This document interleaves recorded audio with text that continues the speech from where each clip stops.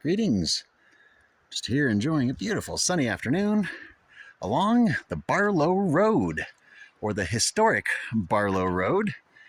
And this is one of the parts of the Oregon Trail. We're here in the Mount Hood National Forest, and it's a beautiful forest. Springtime is happening, and it's absolutely lovely. All the wildflowers are coming out. The sun is finally warm. Air is still a bit cold, and it's a bit breezy, but it's been an enjoyable little bit of a few miles coming from over that direction. A few miles, there's an access point through a very park-like area. It doesn't really look like normal forest, but this is basically the preferred alternative for those traveling the Oregon Trail back in the 1800s. The immigrants could either take their chances with the Columbia River, a good 60 miles that way, or come over the mountains and go over past Mount Hood. And one of the things that I was hoping to see that I didn't expect to actually see, because it's not as steep as it could be here. It's a very mellow in terms of slope, but their area is so steep, they say, that they had to use ropes around trees to help the wagons go up, and then they say there's still marks on the trees, but I saw nothing of the sort here because it's just not that steep. And in fact, the first mile or so that direction, it was just basically flat, and the forest is all flat, but it does tend to pond water, and that's a little bit of a problem. Now, what's kind of interesting, because of this giant tree right here and the ant that was on it, this is the actual road. And this gigantic tree fell across it.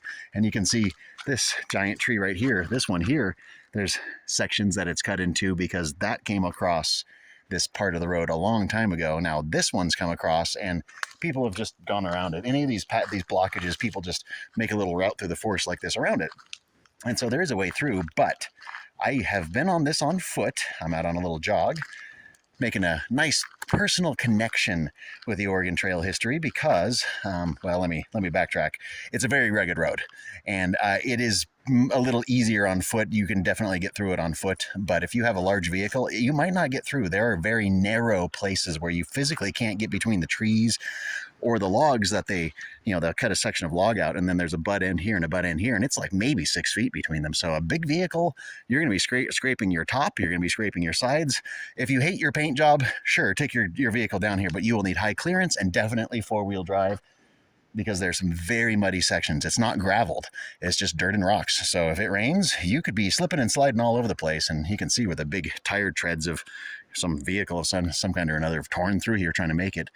And it's just amazing that people were walking right here. The Oregonian ancestors, the people who helped found the state, basically were walking right here. And that was one of the things I was going to say is, if you traveled the Oregon Trail, there was a very good likelihood that you walked it. And if you walked the Oregon Trail, there's also a very good likelihood that you walked it barefoot. Look this up. I'm not exaggerating. Thousands of people walked the entire Oregon Trail with not a single shoe on their foot, completely naked. And that's why it's kind of cool to be walking on the Oregon Trail, because this is what people did. And, in full honor of our brave immigrants who weren't afraid of having naked feet. Their feet were naked, but they weren't afraid. I'm going to walk barefoot on the Oregon Trail, the Barlow Road, the historic Barlow or Barlow Route, as they often say. And it's lovely to get these sweaty things off my feet. It's been a little bit of toil getting up the hill here. Love the forest floor under my feet. It's just so beautiful. It's a little cool. The ground is very wet. There's not a lot of dry dirt on the surface, so it's going to rain pretty soon, probably tonight. But you can see here, if you tried to get through here, you would be you might need to move something out of your way. And as you can see, this is the branch right here. There's a branch, and so you're scraping, as you go by. And look at this big leaner right here we walked by. I mean, that thing could topple over. And that's the thing.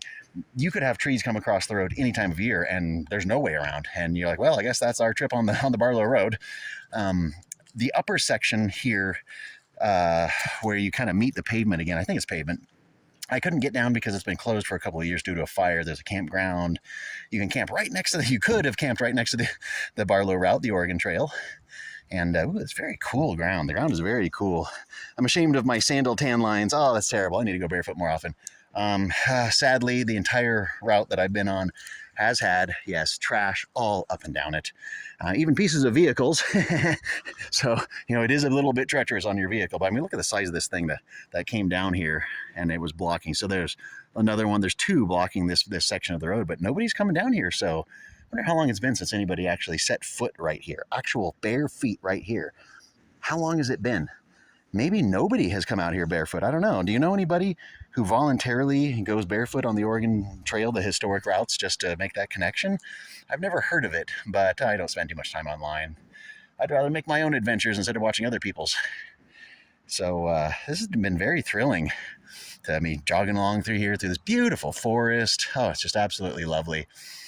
It looks pretty. The wildflowers are coming out, and I really enjoy it. Now, the lower end, when you go through Wamick, I'm accessing this through the little itty bitty community of Wamick, which is marked. That's where the gateway to the Barlow Route. And if we go all the way down the hill to where it essentially starts, you go down a few miles of gravel and then some very rugged road to get to it. And then there were two water crossings. I can't remember what creek it was. I want to say Gate Creek. I couldn't get across. I just don't have the vehicle for it. I could not ford the flood. It was a little too, it's the end of April. And so everything's very wet still. There's a lot of ponding water on the route here.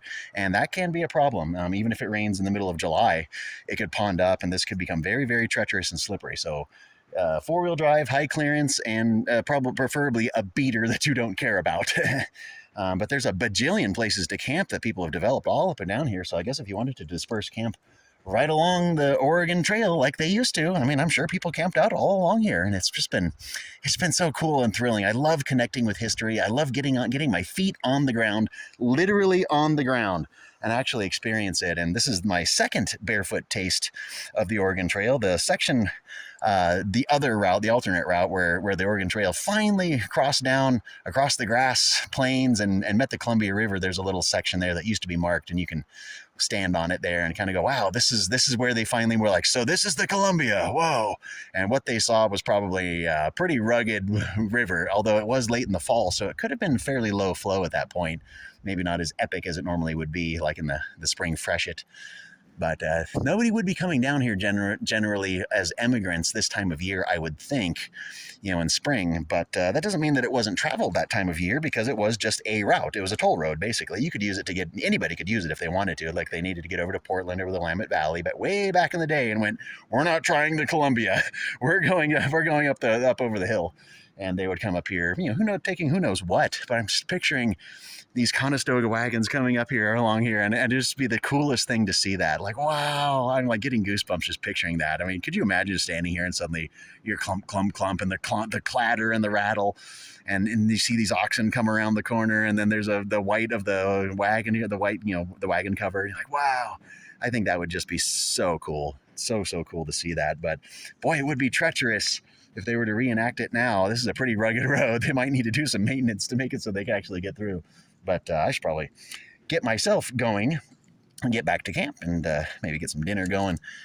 It's a little bit of a journey back, maybe a good 3.5 miles back to the campsite that I picked, but plenty of places to camp out here. But I definitely am enjoying this very, very much, and I hope you enjoyed just a little bit of it, just to kind of see what some of the stuff, these are some of the hazards, and the way it looks. It's very rugged and rocky, hopefully gives you a little bit of a sip of the Barlow Road or Barlow Route. There's more than enough other videos out there of the whole trail and all the cool sights. But this is my first ever experience on it, and I just wanted to share it with everybody and go, you too should get out here and kick your shoes off and walk on the Oregon Trail, just like people used to do. And I think you might have a really lovely time connecting with your ancestry and your immigrant history and your state history, and it's really, really cool. But I've definitely enjoyed this, getting some miles of running through the forest and connecting with history, enjoying this thankfully beautiful blue skies and decent temperatures for early spring. And as you saw earlier, as always, ants.